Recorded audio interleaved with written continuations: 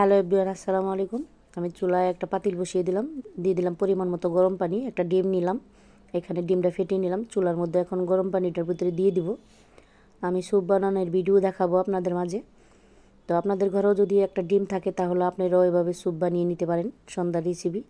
তো দিয়ে দিলাম সামান্য লবণ, দিয়ে দিলাম হলো হাফ চামচ পরিমাণ ম্যাগি মশলা, দিয়ে দেবো 2টা টমেটোর সসের প্যাকেট, 2টাই দিব আমি। তো দিয়ে দিচ্ছি, দিয়ে দিলাম 1 ফালটা লেবুর রস, চিবিয়ে নিলাম। দিলাম আমি এখানে 1 চামচ পরিমাণে ময়দাটা ভালো করে মিশিয়ে নিব। তো দিয়ে দিলাম চুলাতে, আমি দিয়ে নাড়াচাড়া দিয়ে নিচ্ছি।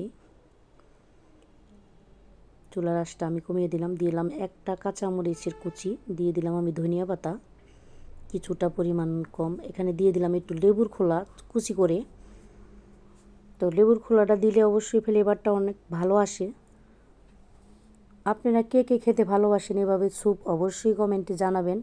আমি তো অবশ্যই খেতে ভালোবাসি। তো চুলায় আমি